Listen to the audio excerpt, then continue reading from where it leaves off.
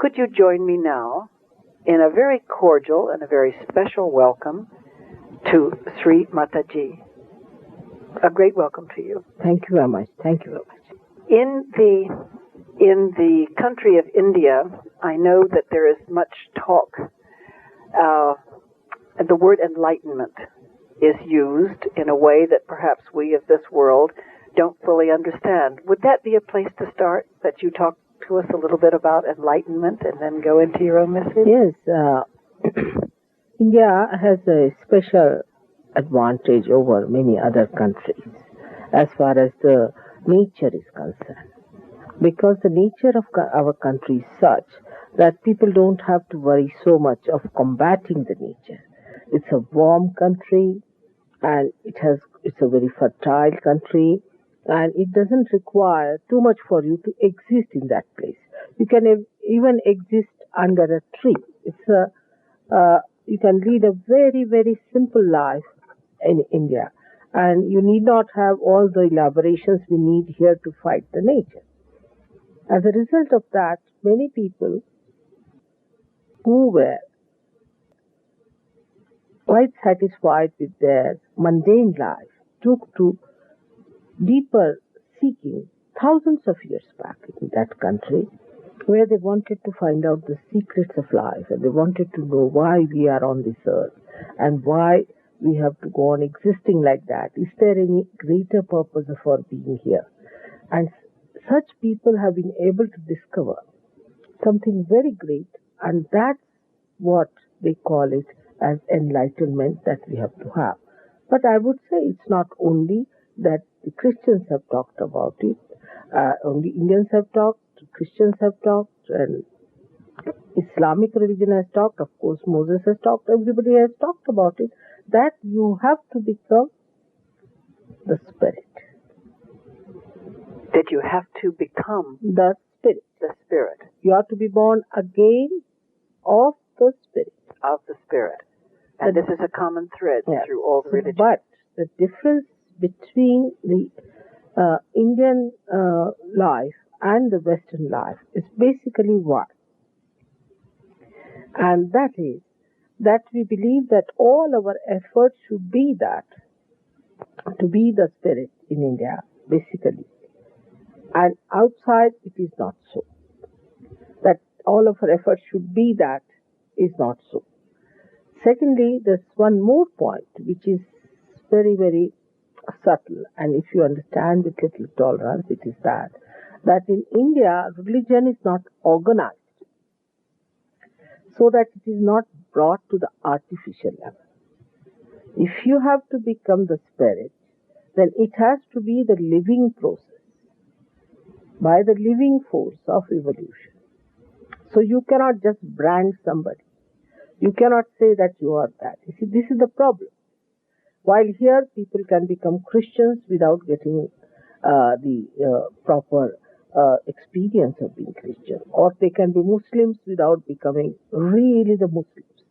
The really to become something is a happening within us, which comes through the evolutionary process of a living process of a living God, which everybody has talked of.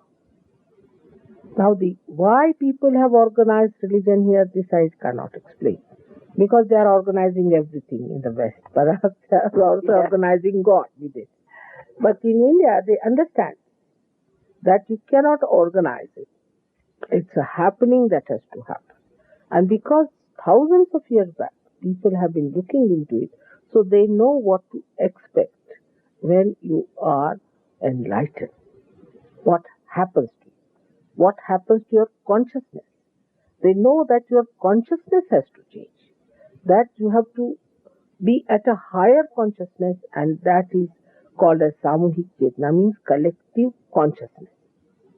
And there can be a universal good collective consciousness and a universal. Yes, and that you become a part and parcel of that whole. You become, in the sense that you have the consciousness in your central nervous system. You can feel the other person. For example, supposing I can feel you. I can feel your centers. Then you are not the other, you are me. then there is no other. This is a happening which is a reality, which is not just supposition or a mental projection or an organization. Is this in any way the equivalent, like in Christian Science, they speak of one mind in the universe? Of course, the same. Of course, the same. In India, Christ is respected as Mahavishnu. He is described thousands of years back. Even before he came to this earth, he is described there. But you see, people never connected in India Christ with Mahavishnu because the image we got of Christ was very funny. How was that? First of all, the image we got that we can get converted. That is absurd for us because how can you get converted? You see, by branding somebody, how can you become better?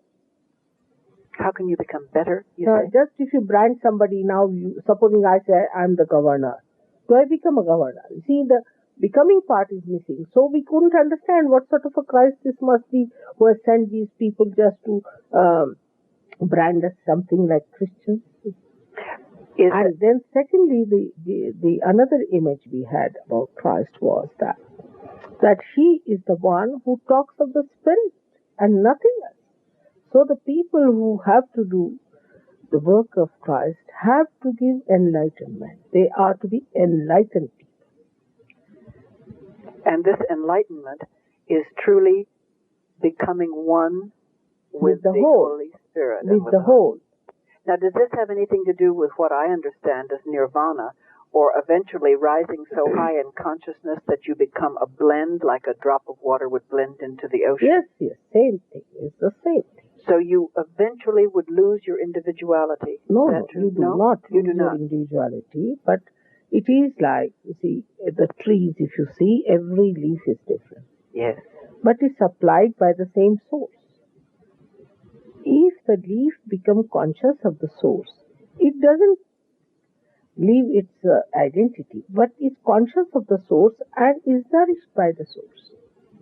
And in being conscious of the source and is putting your own... enlightened. Conscious of the source is being enlightened. Yes. And on the central nervous system. Conscious doesn't mean mental. On the central nervous system, you should feel the force flowing through your fingers. That's maybe equivalent to something in Christianity where some days you say, I feel today I'm enveloped in grace. Yes, but it is not today. Once you have it, you have it. You have it all the time? Yes. So it is not today. But in Christianity, what you say is true Christianity is nothing but enlightenment. True Christianity. Again, I say true Christianity. This is true baptism I am talking about, where you actually see the rising of the force from the sacrum bone with your naked eyes, which pulsates through, reaches your fontanelle bone area on top of your head and gives you baptism so that you can feel the cool breeze of the Holy Ghost coming out of your head. Actually, you see that. How do you feel that? How does this happen? It happens spontaneously. It has to be a living process. How do those living things happen? Supposing you ask me a question, how does a seed sprout? What will I say? You put it in the Mother Earth and it does. So I'll tell you the history about it, the consciousness, if you follow it. That first of all, you see, it was the masculine development of the consciousness, like going extroversion. You can say going outward, like the tree growing too much sort of thing. And all these things have developed so much, have gone to an extent now that it has to stop. Now, what is the second part of it is, now as you see in the world, there is feminine consciousness coming into play. Of course, in a wrong way, maybe like a pendulum. It is a rebellion. They are going into a rebellion, which is nonsense, you see. And maybe that they are acting just like human men and thinking that they are sort of achieving something great in consciousness is wrong. What you have to do, the consciousness always moves spirally higher.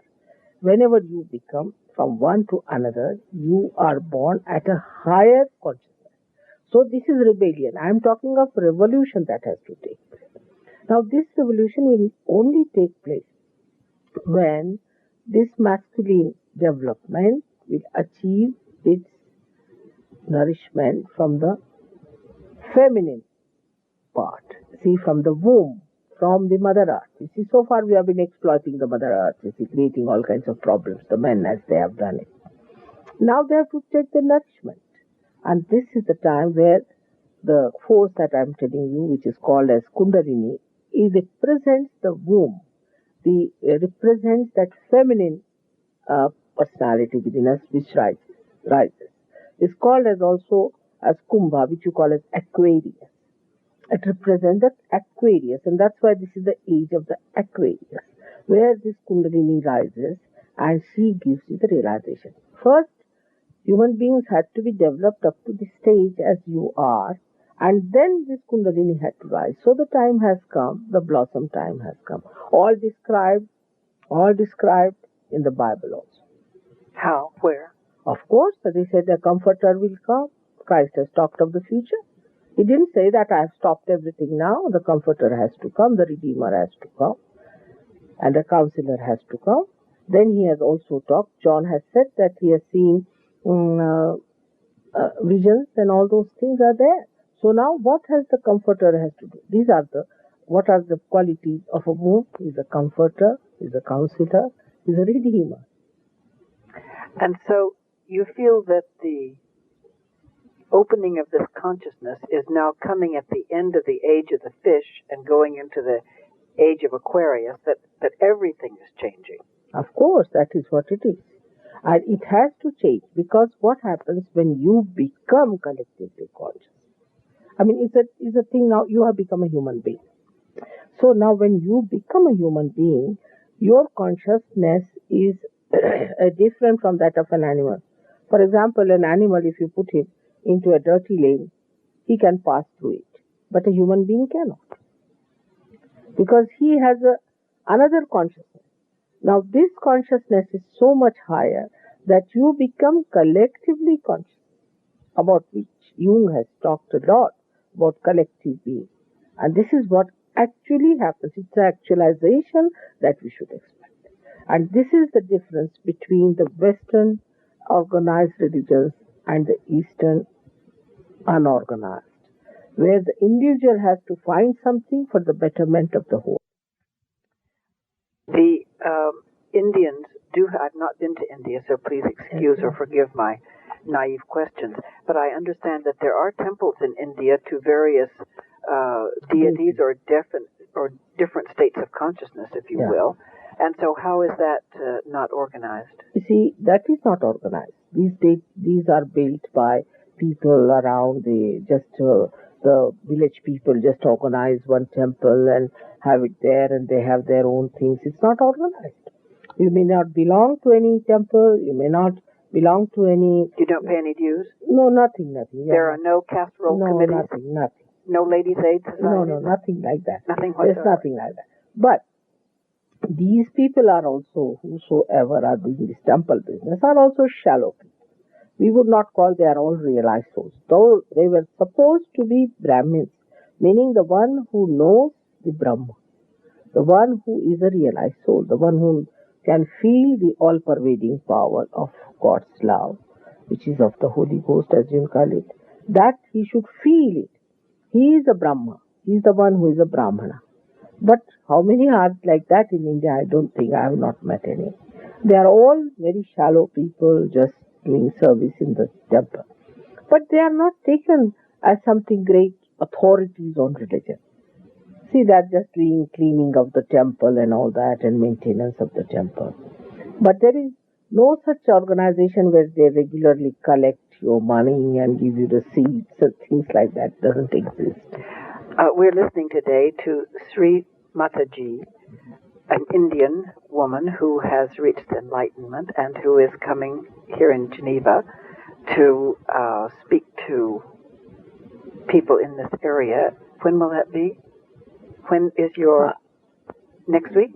29th, 30th, and 31st.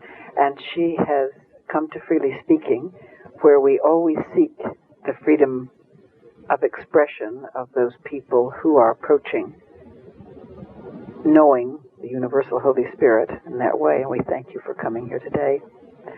Now, in the religions of India, again, I understand, as I have been told, that some people feel that there is something in those religions, whether they, or the different parts of them, whether they are organized or not, that may be keeping the people from each other in different states of consciousnesses or castes, or keeping them in a state of poverty, which would be in contrast with some kind of a vigorous Christianity that once made people get out and dig and work. You've known both sides. Could you speak to that difference? See, we have no sort of a class consciousness as you have here, really, to be very frank. A poor man is there. Of course, we accept that somebody is poor, somebody is rich. But like a class consciousness that you feel in the Western world, we don't have. We are not conscious of our class. On the contrary, regarded bad manners. Talk about your wealth or to show off your wealth. You see, it's something very traditional in India. Supposing if you are a rich person, you have a huge palace as your house, and you have to invite someone to your house, you'll never say that come to my palace, but you'll say come to this poor man's abode, a hut. That's the way we talk, you see. So it's not regarded good manners to display your wealth and display everything. And according to the symbolic expression of our culture is that the goddess of wealth has to have 4 qualities. And one of them is how much she gives in charity. One hand is for charity. One is for protection. How many people, how many students, how many needy people are given protection. Then there are 2 hands. They have got, she has 4 hands. So the 2 other hands have got lotuses in the hand. And pink lotus means warmth, love. How much loving the person is, how well-mannered and cultured he is. And the another quality of the lotus is that it gives abode to a very thorny insect called as bhrung in India. I have not seen that one here. It's a very thorny black stuff. So it gives comfort and coziness to that thorny thing also. So this is the sign of a rich man. The rich man means that. It doesn't mean the kind of a rich thing that we see the ego-oriented stuff. Ego-oriented man is not rich according to Indian understanding. So that the only riches are of the spirit. The only riches are of the spirit. Of course. And a man who is enriched by, say, spirit is even respected by the kings, even respected by everyone. Even our president of India stood up for me when I went to see him, and he would not sit down. And I said that, please make yourself, I mean, after all, I'm your citizen. He said, no. Before a saint, what am I? And yet you combine the qualities of spiritual enlightenment with the wife of a woman. You're married. Your husband is a doctor. Is that correct? My doctor, no. No? He is a Secretary General elected for one of the UN agencies of International Maritime Organization in London.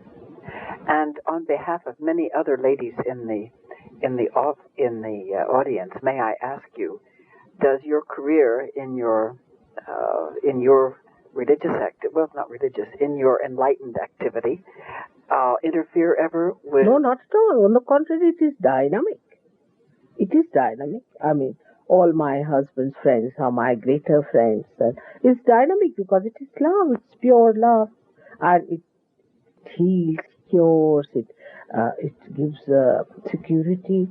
It's the greatest thing. I mean, they love me, all of them love me so much. Does healing come from within or from without? Within. Only it flows. You see, you don't do anything for healing. It just, it heals. That's all. It emits from you. The energy is emitted and you just get healed. You don't have to do anything about it. Just you get healed. What makes a man sick? The imbalances in life. The extreme temperament. For example, fanatics can get terrible diseases like cancer also. Those who have closed their minds to all that is the whole can get into trouble. See, all these things can give you problems, insecurity in life. Then Another what thing I used to tell these people, they didn't like me in England before, when I told them that promiscuous life and all this perversions of life is very wrong. It will bring out a disease which you will not be able to combat. And they called me Victorian at that time. Mm-hmm. See, English language has certain brandings. One of them was Victorian. It's the most condemned one. And ultimately, now you see there are diseases called AIDS which are coming and they have no cure for that. But if they become SahajaYogis, if they get their enlightenment, they can be cured. Please speak to us again of, I didn't quite understand the energy force that you said is at the base of the spine. How does this operate? How do you call it? And you said it just came into being. But if you're just walking around in the street one day, can you get zapped? Or else do you have to be on the path? Or how does that happen? You see, this force is alive, dormant in the triangular bone. We call it is Kundalini in Sanskrit language. Would you say that slowly? Kundalini. Kundalini. Kundalini. The Kundala means coils because it's Coil. 3.5 coils. Mm-hmm. That's a symbol of the eternity. That's why it is 3.5 coils. It has also lots of meaning of 3.5, which is a vast subject. But I'll just say that it is 3.5 coil energy, which is not yet awakened. Now, this energy is the energy of our pure desire. All other desires are not pure, except for one desire to be one with the Spirit. Now, this pure desire is not yet manifested. So, it is still, we call it sleeping. But when it manifests, you become the Spirit. Because she passes through the subtle 6 centers that are within you and pierces through the fontanelle bone area, which is the ultimate center, which is the 7th, because the first one she doesn't cross through. And that is the time where, because the seat of the Spirit on top of your head, and he resides in the heart. As soon as she crosses that limit, you start feeling the cool breeze in the hand flowing like a very soothing force. And is this force a healing force for? Exhaustion causes the diseases and sicknesses, even mental sicknesses, at different levels. Now, this exhaustion takes place because we go to extremes. You see, take extreme views of things, that's why it gets exhausted. And these exhaustions are fulfilled or nourished or we can say vitalized again, so the person feels all right. It's very simple. So that what Western medicine, or what medicine in general calls organic disease, is nothing more than an imbalance of the forces of love and the spirit. Of course, no doubt. But I would put it like this, that the modern medical sciences, as they are, they talk of the autonomous nervous system. Autonomous nervous system. In that we have got the left side autonomous nervous system and right side autonomous nervous system as sympathetic nervous system. And in the center we have got parasympathetic nervous system. Now the sympathetic nervous system acts for all our emergencies, for all our extreme behavior. And these two form the center, and in the center lies the parasympathetic nervous system. Now the parasympathetic nervous system has got limited energy which she supplies to the sympathetic to keep a balance.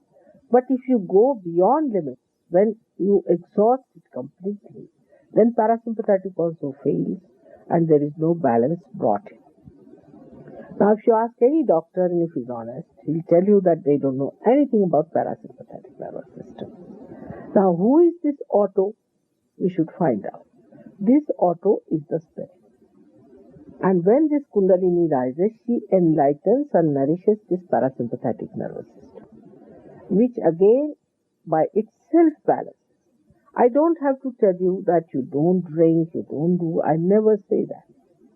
You yourself will not do it because the religion gets enlightened within you, the living religion, and you just don't do it. I mean, you just don't do it because your attention is not there anymore. Finished. I've heard it stated, never try and give up a bad habit, but if you think first on the Lord, think first on God, then those things give you up. They go away. They'll run away. They run away. You see, there was a gentleman, a doctor. He came to SahajaYoga and he lost all his habits. He became master of his own. But once he went to Germany after 2 months and he said, let me try wine he liked. He said, let me try some wine. What does it matter? And he drank. He felt this horrible. He got all the smell of the molasses in it. He threw it away and vomited. He said, what's this nonsense I've been drinking? Like that it happens to you. I mean, we have had alcoholics, people who have been taking drugs for years. People came in coma to me, you won't believe. They all have given up. I never tell them, I'm a mother, I'm not here to dominate or to curb your personality. I'm here to nourish you, to make you grow into your own being, to be your own master, to be your own guru. Then suppose that somebody listening says, my greatest desire, my greatest lack, rather, is companionship. I'm living in this town, I'm alone, I don't have any friends. I go to the office every day, and I just come home at night to a lonely place. What can I do to find companionship and love? You'll get companions, and you'll have no time to feel lonely. That's what is one thing definitely promised in SahajaYoga. Because what happens, you become collectively conscious. Now, once you become collectively conscious, there are so many who become collectively conscious with you because it's a mass thing that's happening today. It used to be individual before, now it's mass. That's what I've done. That's I should say, if you say it's my discovery, how to do the mass evolution. How to do the mass? Mass. Mass. This happens mass. En masse. Mass. Collective? Collective. So thousands of them can get realization at the same time. You'll be amazed. I haven't brought one gentleman from India who has come. He has given realization to 10,000 people himself in India. How do you give realization? I mean, there are no words to say. You manifest, I mean to say. There's no giving as such. So you open yourself to the being, which then radiates? You see, it is simple as I would say an analogy. Like a lamp is ready, say a candle is ready. Now another candle which is enlightened can enlighten another candle, isn't it? What do you do? Nothing. So you just are. Manifest, yes, you are. And you become that. And then you become the same. You can give it to others. So you are recognized. Each person that is ready for that enlightenment recognizes their... I don't rationalize it. I don't judge anyone. I just stand there and people put their hands towards me and they get it. Some people are declared to be the worst sinners, this, that, they got it.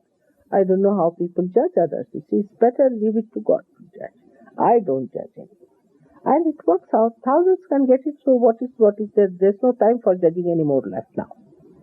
Those who want should have it.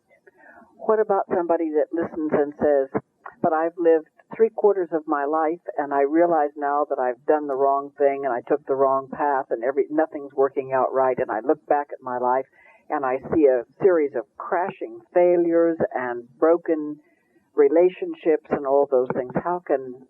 You see, for such people I would say that they must think of the present, not of the past or of the future, because past doesn't exist, it's finished, and the future also doesn't exist.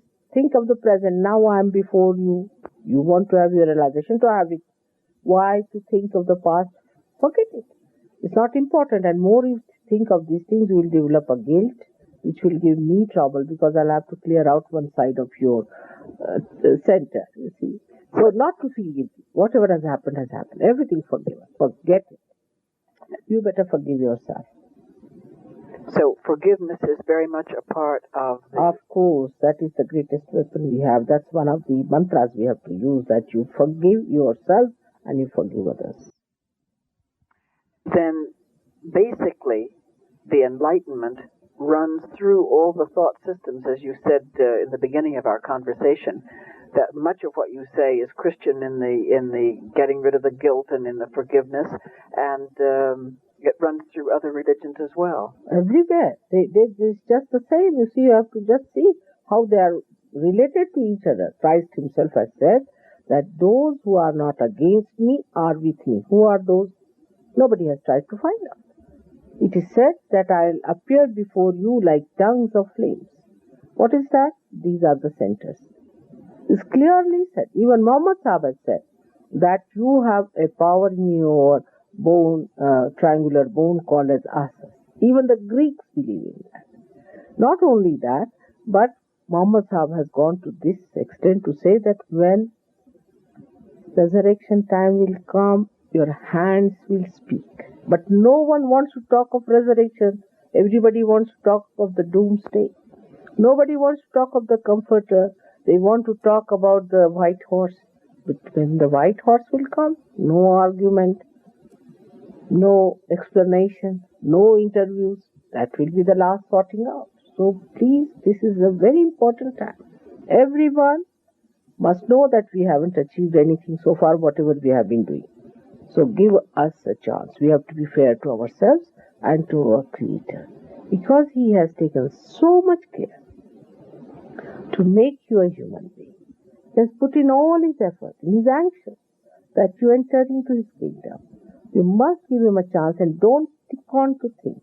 Don't get misidentified. What have you got? Just measure that. Now what you have to get is so simple. Love. Now, you can get it now. This is the time. Today we are very privileged to have as our guest Sri Mataji, who is going to be available for you if you would like to hear her speak in greater depth on the 29th, 30th, and 31st of August at 7:30 in the communal salle communale at Chêne-Bougerie, which is on the Rue du Vallon at the end of the 12 tram line. I'm just looking at our time here because I would like to take you. Where did I put my little thing? There it is. You know, we've only got 12 minutes left. I would like for you to say what you want to say, but I'm quite interested in the idea of reincarnation that I believe. Did it not start and is it not of the Indian religions, and what you believe and think about that? Reincarnations of human beings has to be there. We can understand it. That if you are born, say, today as a Jew, or you are born as a Christian, or you are born as a Muslim, you adhere to one aspect of life, but you have not seen the other aspect. I have seen now people, while they are coming to me, I went to a Muslim country, Iran, now it's all finished, but that time. And I was amazed that I saw these Muslims and they looked like a staunch Brahmins of last life. You see, once they went like a pendulum, they have moved from one extreme to another extreme and that extreme to this extreme. To correct yourself, God Almighty, whose compassion and love, has to give you a chance. And that's how He gives. Now, if you ask for something too much, you get it. And you learn a lesson that, oh, that was no good. I should not have asked for it. In the reincarnation idea, I once had an idea that, to take just an obvious example in my own experience in the South, that if a white man hung a black man and they had a race war, that the white man would come back one day as a black man who was hung, and that if the black man were nice, he would come back as something else nicer. Now, is that crazy? In other words, that people, if you really hate and you really try and harm, that you would come back in another life as the object of the thing that you hated. Do you think that could be possible? It's the other way around. What happens? Now, say, as the white man has aggressed a black man, as you said it, and has hung him, then he will become a spirit, the black man. And when the white man will take his birth, he will haunt him. will possess him. He'll get all kinds of diseases. Even he can get cancer from that, because all these malaitis and all these diseases come from this kind of a thing, which is collective subconscious, the entry from the collective subconscious. So this is what is the result today. When people tell me that there are fake gurus from India who are possessing here and who are taking out their money and all that, I said it's just they are now a subtle attack, you see. You take no money, do you? Never. Why should I? How can you pay for my love? And yet you live and you exist. Of course, because after all, you see, you do something to exist always, don't you? I have a husband who is quite well off, so I have no problem. But otherwise also, Christ was a carpenter. He didn't take any money from anyone. Only for bad things, people take money, I think, when they mesmerize others or do something just to be parasites. These are all parasitic people. Then how does one recognize a fake prophet or a fake person who is leading to the consciousness of spirit and God from one who is not? We have to understand it in a little subtler way, that you see, a person who just comes for money and asks for your money, interested in you as a woman or as a man or as a rich man or a highly placed man, cannot be a real man. That's one thing, because there is no interest in these things. I mean, I don't know whose position is what. I just don't know what somebody is. And secondly is, you must see how pure that person is. Whatever he says in his private life, does he do it? Has he any credibility about it? Thirdly, the best way to judge it, what happens to his disciples? Have they got something better than we have? Are they behaving in a better way than we are? Are they more righteous, more moral, more active, more dynamic? We should find out what sort of life they are leading. If they just become cabbages, or if they become absolutely recluses, if they become if they start suffering from all kinds of twitches and things, and if they become nervous people, if they get epilepsy and all that, then such a man is a devil. We should come to a right conclusion. So that by their fruits ye shall know them? By their fruits ye shall know them. Yes, ye shall. Everything is said in the Bible very clearly, if you know how to read it. That's all. You see, by their fruits you shall know them. What is the fruit is? Then some people claim, somebody said he's a Christ. I said, all right, let him walk on the water. That's all. Very simple. Somebody says you can fly. All right, let him put on this tower of Pisa, you see, which is made for such people, and let us see if they fly. You see, why pay money them before seeing if they are flying or not? This is what it is. It is all, they work on your ego. They pamper your ego by saying that you can pay for them. You think you can buy, especially Americans. I must say, Americans have this speciality. They think they can buy everything. They can buy London Bridge. They can buy everything. They cannot buy their spirit. That's one thing one must know. We cannot buy God. We cannot organize God. We have to be. This is one point. Secondly is that about a true person, it is so that he looks after you, he cares for you, he loves you. A true person loves you. They say forgiveness, kindness. It cannot be a person sitting on the 7th floor and talking big. See, but people are so much enamored by artificial things that I don't know how to convince them that must know what is the real, what is not the real. How would you speak to people who feel that they are bound by poverty? There are people in wealthy countries whose poverty line incomes would seem like enormous riches to people in other countries. How do you speak to people who feel they are bound by poverty? Those who are very poor are just the same as very rich. See, the very poor have the same problems that the very rich have. See, as the rich have lost all their virtues, very rich, the poor have also lost all their virtues. The thing is, one is on an ego trip, another is on a super ego trip.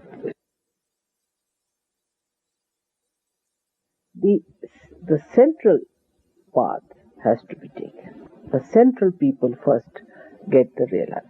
Those who are not very rich and those who are not very poor. Those who are very successful are very ego-oriented.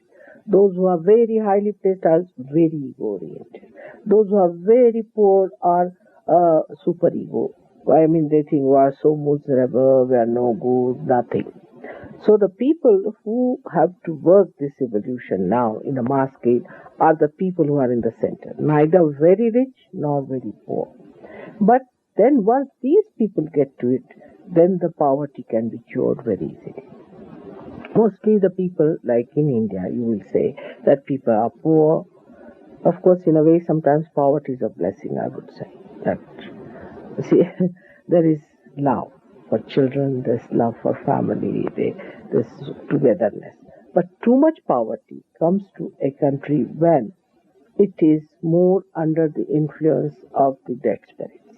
Like in India, we have now Bengal, for example.